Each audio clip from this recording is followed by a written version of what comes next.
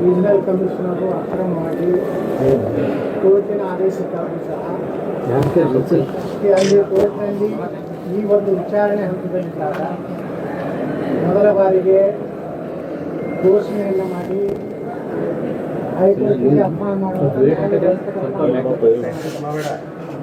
ಅದರ ನಂತರ ದಿಢೀರ್ ಹೈಕೋರ್ಟ್ನಲ್ಲಿ ಆದೇಶ ಇದು ಏನು ಈ ಕೇಸ್ ಪೆಂಡಿಂಗ್ ಇದೆ ಅಂತ ಹೇಳಿ ಚುನಾವಣೆ ಪ್ರಕ್ರಿಯೆಯನ್ನೇ ನಿಲ್ಲಿಸಿ ವಾಪಸ್ ತಗೊಳ್ಳೋದು.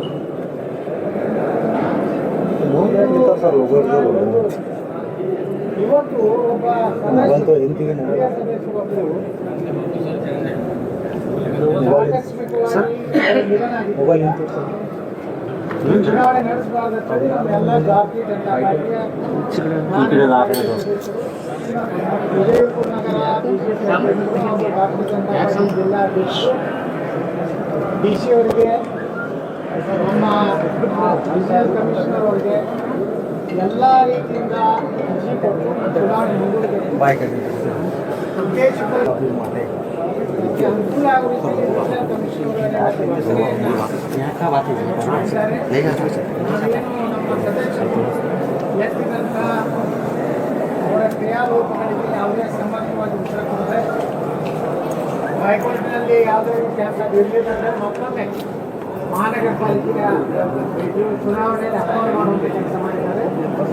ನಾವು ಒಂದು ಪಕ್ಷದ ಏಕಪಕ್ಷೀಯವಾಗಿ ಆರ್ಸಿಯವರ ನಡವಳಿಕೆಯನ್ನು ಖಂಡಿಸಿ ಈ ಚುನಾವಣೆಯ ಪ್ರಕ್ರಿಯೆಯಿಂದ ನಾವು ಬಹಿಷ್ಕಾರ ಮಾಡಿದ್ದೀವಿ. ಕಾರಣ ಇವತ್ತಿನ ಮಹಾನಗರ ಪಾಲಿಕೆ ಮಹಾಪೌರ ಮತ್ತು ಉಪ ಮಹಾಪೌರ ಚುನಾವಣೆ ಸಕ್ರಮವಾಗಿಲ್ಲ, ಕಾನೂನು ರೀತಿಯಾಗಿಲ್ಲ. ಕೋರ್ಟಿನ ಆದೇಶ ಈಗಾಗಲೇ ಮತ್ತೆ ಹೈಕೋರ್ಟ್ನಲ್ಲಿ ಮತ್ತೆ ಕಾರ್ಪೊರೇಷನ್ ನೋಟಿಸ್ ಜಾರಿಯಾಗಿದೆ. ಇಷ್ಟೆಲ್ಲ ಪ್ರಕ್ರಿಯೆಗಳು ಸಹ ಅದನ್ನು ಯಾವುದನ್ನು ಎಲ್ಲವನ್ನು ಹೈಕೋರ್ಟಿನ ವಿಚಾರವನ್ನು ಗಾಳಿಗೆ ತೂರಿ ರೀಜನಲ್ ಕಮಿಷನರ್ ಅವರು ಕೇವಲ ಜಿಲ್ಲಾ ಉಸ್ತುವಾರಿಗಳ ಮಂತ್ರಿಗಳ ಒಂದು ನಿರ್ದೇಶನದಂತೆ ಕೈಗೊಂಡ ಕೆಲಸ ಮಾಡ್ತಾರೆ.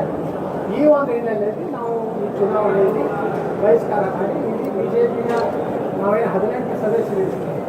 ಬಹುಶಃ ನಮ್ಮ ಭಾರತೀಯ ಜನತಾ ಪಾರ್ಟಿ ನಮ್ಮ ಮಹಾನಗರ ಪಾಲಿಕೆ ಇತಿಹಾಸದಲ್ಲಿ ಇಷ್ಟು ಒಗ್ಗಟ್ಟಾಗಿ ಮೊದಲೆಲ್ಲ ಏನಾಗ್ತಿತ್ತು, ಬಿಜೆಪಿ 4-5 ಅಂಗಡಿ ಇಟ್ಕೊಂಡು ಏನೋ ಮಾಡಿ ಗೊಂದಲ ಸೃಷ್ಟಿ ಆಗ್ತಿತ್ತು. ಅದಕ್ಕೆ ಸಲಹೆ ಎಲ್ಲ ನಾವು ಸದಸ್ಯರು, ಲೋಕಸಭಾ ಸದಸ್ಯರು ಮತ್ತು ನಾನು ಒಗ್ಗಟ್ಟಾಗಿ ಈ ಒಂದು ಪ್ರಕ್ರಿಯೆಯಲ್ಲಿ ಭಾಗವಹಿಸಿ ಭಾರತೀಯ ಜನತಾ ಪಾರ್ಟಿ ವಿಜಯಪುರ ನಗರದಲ್ಲಿ ನಮ್ಮ ರೀತಿ ಭದ್ರವಾಗಿ ಒಂದು ಬಂಡೆಗಾಲಿನಂತೆ ನಾವು ಇವತ್ತು ಮೊದಲ ಶಕ್ತಿ ಪ್ರದರ್ಶನವನ್ನು ಮಾಡಿದ್ದೀವಿ.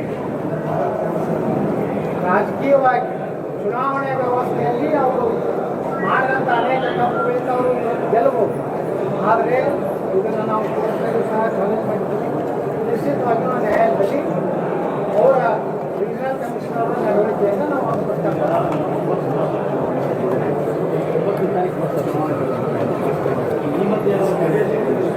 ನೋಡಿ. ಇವಾಗ ಹೈಕೋರ್ಟ್ನಾಗ ಒಂದು ನಡೆದಂಥ ಒಂದು ಪ್ರಕರಣ ಮೀಸಲಾತಿ ವಿಚಾರ ದಿಢೀರ್ನೆ ಅವರು ಚುನಾವಣೆ ಘೋಷಣೆ ಮಾಡಿದ್ರು. ದಿಢೀರ್ನೆ ತಾವೇ ವಾಪಸ್ ತಗೊಂಡು ಅಂದರೆ ಯಾವತ್ತು ಏನೋ ಚುನಾವಣೆ ಆಗಿದ್ರೆ ಬಿಜೆಪಿ ನಿಶ್ಚಿತವಾಗಿ ಗೆಲ್ತಿದ್ರು ಅನ್ನೋಂಥ ಭಯ ಕಾಂಗ್ರೆಸ್ನವ್ರು ಬಂದಿದ್ದರಿಂದ ಇವತ್ತು ಆ ತಪ್ಪು ಅಂತ ಮಾಡಿದ್ರು. ಇವತ್ತು ನಮ್ಮ ಒಬ್ಬ ಹಿರಿಯ ಸದಸ್ಯ ನಿರ್ಣಯವಂಥದ್ದು ಅವ್ರು ಆರಾಮಿಲ್ಲ ಅನ್ನೋದು ಎಲ್ಲ ಅವ್ರಿಗೆ ಗೊತ್ತು ಮಾಡಿಕೊಂಡು ಈ ಚುನಾವಣೆಯನ್ನು ಘೋಷಣೆ ಮಾಡಿದ್ರು.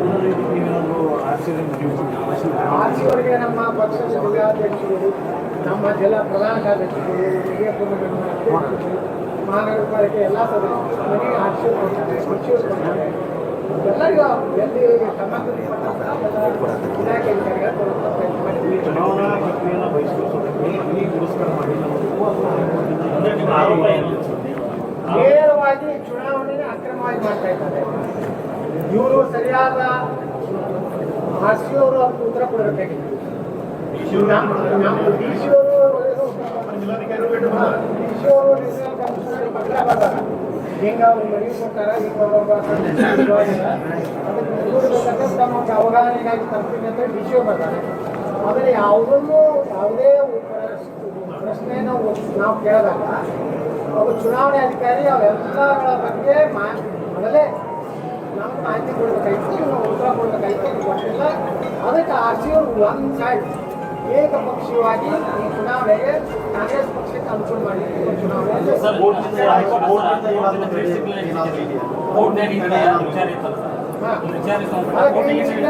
ಕೊಡೋಕ್ಕಿಂತ ಮೊದಲು ಯಾಕೆ ಹೈಕೋರ್ಟ್ನಾಗ ಚುನಾವಣೆ ಘೋಷಣೆ ಮಾಡಿದ್ರು. ಇವತ್ತಿನ ಚುನಾವಣೆ ನೋಟಿಸ್ ಇವತ್ತು ನೋಟಿಸ್ ಜಾರಿಯಾಗಿದೆ. ಈ ಒಂದು ಚುನಾವಣೆ ಪ್ರಕ್ರಿಯೆ ಬಗ್ಗೆ ನೋಟಿಸನ್ನೇ ಇವತ್ತು ಹೈಕೋರ್ಟ್ ಮುಂಜಾನೆ ಕಲಬುರಗಿ ಪೀಠ ನೋಟಿಸ್ ಜಾರಿ ಮಾಡಿದೆ. ಇವ್ರ ಕಡೆಯಿಂದ ಇದು ಹೋಗ್ಬೇಕಲ್ಲ, ಇವ್ರು ಅಪ್ಡೇಟ್ ಆಗಬೇಕು. ಯಾಕೆ ನೀವು ಚುನಾವಣೆ ಮಾಡಿಲ್ಲ ಅನ್ನೋ ಕಾರಣ ಕೊಡ್ಬೇಕಂತೇಳಿ ನೋಟಿಸ್ ಕೊಟ್ಟಿದ್ದಾರೆ. ಆದರೂ ದಿಢೀರ್ಗೆ ಇವತ್ತು ಚುನಾವಣೆ ಮಾಡಿ ಒಂದು ರೀತಿ